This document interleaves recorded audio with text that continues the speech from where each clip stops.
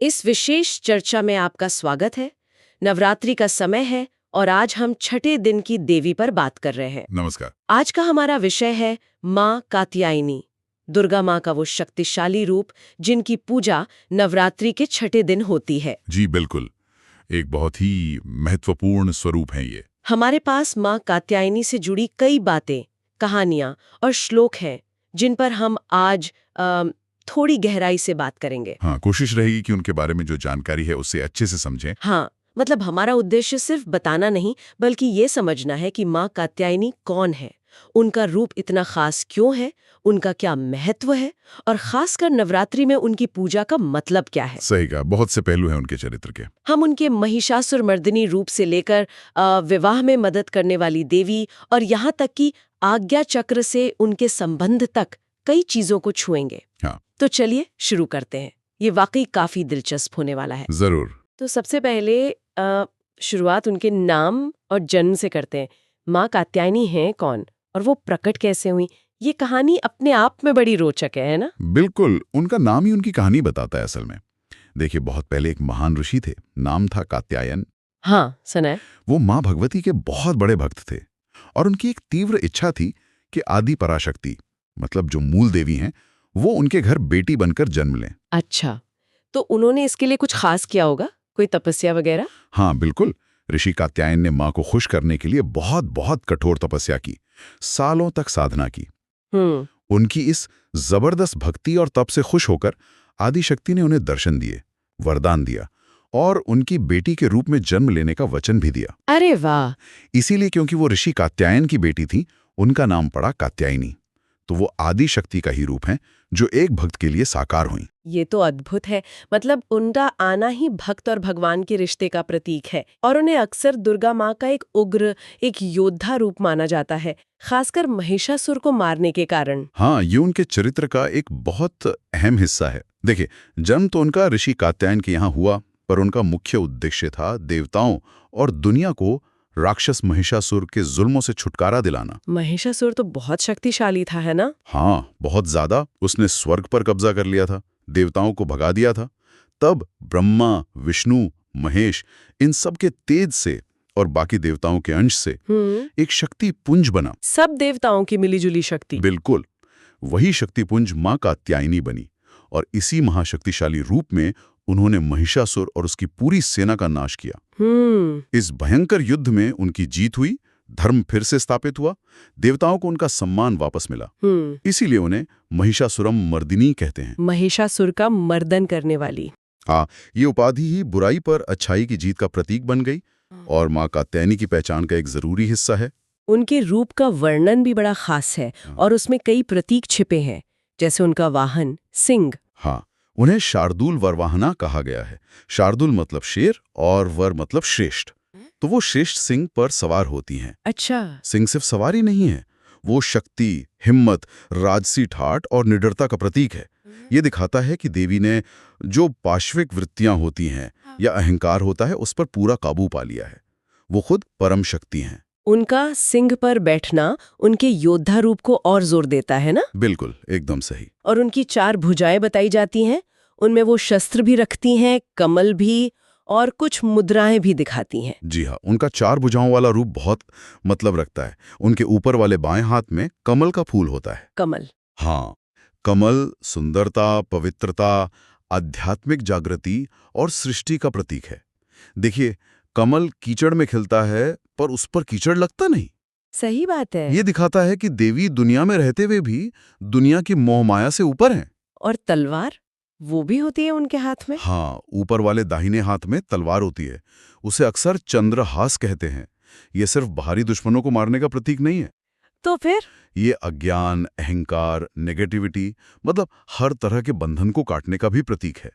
ये बुद्धि और ज्ञान की तेजी को दिखाता है। और बाकी 2 हाथ, वो आशीर्वाद देते हैं, है ना? अभय और वरद मुद्रा में। बिल्कुल, नीचे वाला बाया हाथ वरद मुद्रा में होता है, मतलब वरदान देने वाली मुद्रा। हथेली बाहर, उंगलियां नीचे, ये दिखाता है कि वो भक्तों की इच्छाएं पूरी करती हैं, उन्हें दुनियावी और आध्यात्मिक चीजें देती हैं। और नीचे वाला दाहिना हाथ अभय मुद्रा में होता है, हथेली बाहर, उंगलियां ऊपर उठी हुई। ये मुद्रा कहती है डरो मत। अच्छा, अब है। हाँ, ये भक्तों को हर तरह के डर, मुश्किल और असुरक्षा से बचाने का भरोसा देती है। ये तो कमाल का संतुलन है। एक तरफ मारने वाली तलवार, दूसरी तरफ पवित्रता का कमल, और साथ में वरदान और निडरता का आश्वासन भी। ये दिखाता है कि वो जितनी उग्र योद्धा है, उतनी ही दयालु माँ भी हैं। आपने बिल्कुल सही पकड़ा। यही उनके रूप की खासियत है। शक्ति और करुणा का संगम। वो दुष्टों के लिए काल हैं, तो भक्तों के लिए सबसे ज्यादा दया करने वाली माँ। तो अब आते हैं उनकी पूजा के सार पर। मतलब मुख्य रूप से उनकी पूजा क्यों की जाती है? लोग किन इच्छाओं के लिए उनके पास जाते हैं? देखिए, मूल रूप से तो माँ कात्यायनी शक्ति, विजय और धर्म की देवी हैं। तो सबसे पहला कारण तो है अंदरूनी और बाहरी शक्ति पाना। शक्ति? कैसी शक्ति? ये शारीरिक ताकत भी हो सकती है, मन की मजबूती भी और आध्यात्मिक शक्ति भी। दूसरा, वो विजय की देवी हैं। दुश्मनों पर जीत, जिंदगी की मुश्किलों पर जीत और जैसा हमने पहले कहा, अपने अंदर की बुराइयों पर जीत। तीसरा, वो धर्म को फिर से स्थापित करती हैं। तो उनकी पूजा इंसान को सही रास्ते पर चलने, अच्छे मूल्यों को बनाए रखने और धर्म का पालन करने की हिम्मत और प्रेरणा देती है। इसी से जुड़ा एक बहुत ही दिलचस्प पहलू है। उनकी पूजा का संबंध आज्ञा चक्र से बताया जाता है। ये क्या है और इसका क्या महत्व है? हाँ, ये बहुत जरूरी बात है। योग और तंत्र में हमारे शरीर में 7 मुख्य एनर्जी सेंटर माने गए हैं, जिन्हें चक्र कहते हैं। हाँ, चक्र। आज्ञा चक्र छठा चक्र है, हमारी दोनों भवों के बीच माथे के सेंटर में। इसे तीसरी आंख भी कहते हैं। अच्छा, तीसरी आंख? हाँ, ये चक्र हमारी अंदरूनी समझ यानी इंट्यूशन, साफ सोच, सही गलत की पहचान, इच्छा शक्ति और आध्यात्मिक नजर का केंद्र माना जाता है। और माँ कात्यायनी की पूजा इसे कैसे प्रभावित करती है? माना जाता है कि नवरात्रि के छठे दिन माँ कात्यायनी की पूजा और ध्यान करने से ये आज्ञा चक्र जागता है, शुद्ध होता है। जागृत होता है। हाँ, जब ये चक्र एक्टिव होता है तो इंसान की अंदरूनी दृष्टि खुल जाती है। उसे सही गलत साफ दिखने लगता है, फैसला लेने की ताकत बढ़ जाती है, कंफ्यूजन दूर होता है। वो दुनिया की मोहमाया से ऊपर उठकर सच को देख पाता है। इस चक्र का जागना आध्यात्मिक तरक्की और आखिर में मोक्ष की तरफ एक बड़ा कदम माना जाता है। तो ये सिर्फ बाहरी इच्छाओं की बात नहीं है, ये तो अंदर के ज्ञान और स्पष्टता पाने का भी रास्ता है। अब कुछ खास मंत्रों और श्लोकों पर आते हैं जो माँ कात्यायनी की पूजा में बोले जाते हैं। उनका एक प्रसिद्ध ध्यान मंत्र है, चंद्रहास उज्ज्वल करा शार्दूल वर वाहना कात्यायनी शुभम दयात देवी दानव घातिनी। इसका क्या मतलब हुआ? ये मंत्र छोटे में उनके रूप को बताता है और उनसे प्रार्थना करता है। चंद्रहासो ज्वल करा, जिनके हाथ में चंद्रहास यानी तलवार चमक रही है। शार्दूल वर वाहना, जो श्रेष्ठ शेर पर सवार हैं। कात्यायनी शुभम दद्यात, हे देवी कात्यायनी, हमें शुभ, मंगल और अच्छा दें। देवी दानव घातिनी, आप दानवों का नाश करने वाली हैं। तो इस छोटे से मंत्र में उनका योद्धा रूप भी है, तलवार, शेर, दानव घातिनी, और उनका दयालु रूप भी शुभम दद्यात, दोनों याद किए गए हैं। बहुत सुंदर। और दुर्गा सप्तशती का जो प्रसिद्ध देवी कवच है, उसमें भी उनका जिक्र है। षष्ठम कात्यायनी चतु महिषासुरमर्दिनी सिंहवाहिनी देवी त्रिनेत्री शुभदास्ती में। जी हाँ, देवी कवच तो बहुत शक्तिशाली स्तोत्र है। भक्त अपनी रक्षा के लिए पढ़ते हैं इसे। इसमें शरीर के अलग अलग अंगों और सभी दिशाओं की रक्षा के लिए दुर्गा माँ के अलग अलग रूपों को पुकारा गया है। अच्छा। यहाँ छठे रूप में माँ कात्यायनी को याद करते हुए कहा गया है, छठी देवी कात्यायनी है जो महिषासुर को मारने वाली है। महिषासुर मर्दिनी, शेर जिनकी सवारी है, सिंहवाहिनी, और जिनकी 3 आंखें हैं, त्रिनेत्री। त्रिनेत्री। हाँ, जो भूत, वर्तमान, भविष्य देख सकती हैं या ज्ञान का प्रतीक हैं।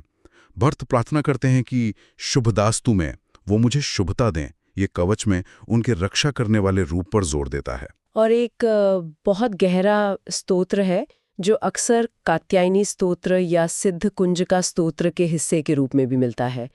या देवी सर्वभूतेषु शक्ति रूपेण संस्थिता, या देवी सर्वभूतेषु मातृ रूपेण संस्थिता या देवी सर्वभूतेषु बुद्धि रूपेण संस्थिता नमस्तस्ये नमस्तस्ये नमस्तस्ये नमो नमः। ये तो बहुत बड़ा मतलब लगता है। ये सच में देवी तत्व हर जगह मौजूद है, इसका अद्भुत वर्णन है। इसका मतलब है जो देवी सभी जीवों में शक्ति के रूप में मौजूद है, शक्ति रूप में। हाँ, जो देवी सभी जीवों में माँ के रूप में, ममता पोषण के रूप में मौजूद हैं, जो देवी सभी जीवों में बुद्धि ज्ञान समझ के रूप में मौजूद हैं, उन देवी को मेरा बार बार नमस्कार है, नमस्कार है, नमस्कार है। ये याद दिलाता है कि देवी शक्ति सिर्फ मंदिरों या मूर्तियों में नहीं है, बल्कि वो हर जीव में, हर कण में अलग अलग रूपों में है। ये बहुत गहरी फिलॉसफी है और दिखाता है कि माँ कात्यायनी उसी परम शक्ति का एक खास प्रकट रूप है। ये समझ तो हमें देवी को अपने आसपास और अपने अंदर भी देखने में मदद करती है। उनकी आरती का एक हिस्सा भी है जो बहुत गाया जाता है, जय कात्यायनी माता, जय महिषासुर मर्दनी, संसार में दुख हरनी, सुख संपत्ति कारणी। हाँ, आरतियां अक्सर भक्तों की सीधी साधी भावनाओं और प्रार्थनाओं को दिखाती हैं। ये हिस्सा सीधे उनकी जय जयकार करता है, उनके सबसे मशहूर काम महिषासुर वध को याद करता है। हाँ, महिषासुर मर्दनी। और उनसे दुनिया के दुख दूर करने और सुख समृद्धि देने की प्रार्थना करता है। ये दिखाता है कि भक्त उन्हें अपनी मुश्किलें हल करने वाली और जीवन में खुशहाली लाने वाली माँ की तरह देखते हैं। तो इन सब बातों के आधार पर अगर हम संक्षेप में समझना चाहें कि माँ कात्यायनी की उपासना का कुल मिलाकर क्या महत्व है और इससे भक्तों को क्या फायदे मिलते हैं? देखिए, महत्व तो कई लेवल पर है। सबसे पहले वो धर्म और न्याय का प्रतीक है। राक्षसों को मारकर उन्होंने ये साबित किया कि आखिर में सच और धर्म ही जीतता है। उनकी पूजा हमें भी अन्याय के खिलाफ खड़े होने की हिम्मत देती है। दूसरा, वो शक्ति और निडरता देती हैं, जिससे इंसान जिंदगी की मुश्किलों का सामना कर पाता है। तीसरा, जैसा हमने आज्ञा चक्र के बारे में बात की, वो अंदरूनी ज्ञान, समझ और स्पष्टता देती हैं। और एक बहुत ही जरूरी पहलू जो अक्सर सुनने में आता है वो है शादी ब्याह की रुकावटें दूर करना। खासकर जिनकी शादी नहीं हुई है, उन लड़कियों के लिए उनकी पूजा बहुत असरदार मानी जाती है और मांगलिक दोष जैसी ज्योतिष की दिक्कतों में भी आराम मिलता है। हाँ, ये उनकी पूजा का एक बहुत ही पॉपुलर और जरूरी पहलू है। इसकी जड़ें श्रीमद् भागवत पुराण की एक कहानी में है। अच्छा, कौन सी कहानी? जहाँ ब्रज की गोपियों ने भगवान श्री कृष्ण को पति के रूप में पाने के लिए यमुना किनारे माँ कात्यायनी का व्रत और पूजन किया था। ओहो, गोपियों ने भी की थी पूजा? हाँ, और उनकी पूजा से गोपियों की इच्छा पूरी हुई। उसी कहानी के आधार पर माँ कात्यायनी को खास तौर पर शादी की उम्र वाली लड़कियों के लिए जल्दी अच्छा और मनपसंद पति दिलाने वाली देवी माना जाता है। और मांगलिक दोष का क्या? ज्योतिष में कुंडली में मंगल ग्रह की कुछ खास पोजीशंस को मांगलिक दोष कहते हैं। माना जाता है कि इससे शादी में देरी या शादी के बाद दिक्कतें आ सकती हैं। हाँ, सुना है इसके बारे में। तो पारंपरिक मान्यताओं के अनुसार माँ कात्यायनी की रोज पूजा करने से इस दोष का बुरा असर कम होता है और शादी और रिश्तों में आने वाली दूसरी रुकावटें भी दूर होती हैं। वो सुखी और अच्छे पारिवारिक जीवन का आशीर्वाद देती हैं। तो संक्षेप में कहें तो उनकी पूजा से दुश्मनों पर जीत, नेगेटिव एनर्जी से बचाव, शादी की रुकावटें दूर होना, सफलता, सेहत और आज्ञा चक्र जागने से ज्ञान और इंट्यूशन, ये सब फायदे मिल सकते हैं। लगता है जीवन के लगभग हर पहलू से, चाहे वो पर्सनल रिश्ते हों, बाहरी मुश्किलें हों या आध्यात्मिक विकास हो, माँ कात्यायनी की पूजा जुड़ी हुई है। बिल्कुल सही कहा आपने।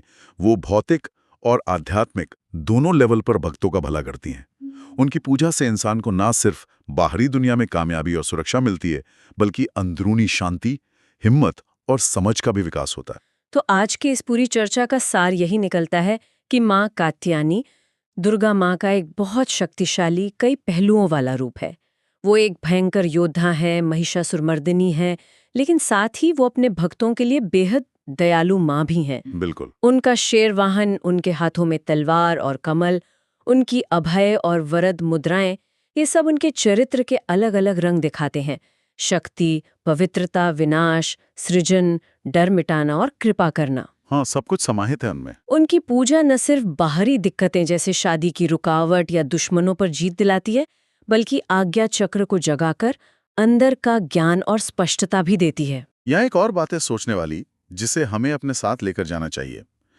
माँ कात्यायनी की महिषासुर पर जो जीत है, उसे सिर्फ एक पुरानी कहानी या बाहरी दुश्मनों पर जीत तक ही सीमित नहीं रखना चाहिए। अच्छा, तो और क्या समझना चाहिए? इसे हमें अपने अंदर के महिषासुर पर जीत पाने के प्रतीक के रूप में भी देखना चाहिए। अपने अंदर का महिषासुर, इसका क्या मतलब है, थोड़ा समझाएंगे? देखिए, हमारे अंदर भी तो कई राक्षस हैं। हमारा अहंकार, हमारा गुस्सा, हमारा डर, हमारी जलन, हमारा आलस, हमारी नेगेटिव सोच। हाँ, बात तो सही है। ये सब हमारे महिषासुर ही तो हैं, जो हमें आध्यात्मिक और पर्सनल ग्रोथ से रोकते हैं। जी। जब हम माँ कात्यायनी की पूजा करते हैं तो हम असल में उनसे इन अंदरूनी दुश्मनों पर जीत पाने की शक्ति और समझ मांग रहे होते हैं। उनकी तलवार सिर्फ बाहर के दानवों को नहीं, हमारे मन के अंधेरे को भी काट सकती है। ये तो बहुत गहरा और आज के समय के लिए बिल्कुल सही विचार है। इससे तो उनकी पूजा का महत्व और भी बढ़ जाता है। ये हर किसी के लिए हर समय काम की बात हो जाती है। जी। तो सोचने वाली बात यह है कि क्या हम नवरात्रि में या आम जीवन में जब माँ कात्यायनी को याद करते हैं तो क्या हम सिर्फ बाहरी चीजों के लिए प्रार्थना कर रहे हैं, बिल्कुल। या हम सच में अपने अंदर के महिषासुर से लड़ने और उस पर जीत पाने के लिए भी माँ कात्यायनी की शक्ति, उनकी हिम्मत और उनकी समझ को पुकार रहे हैं? बिल्कुल।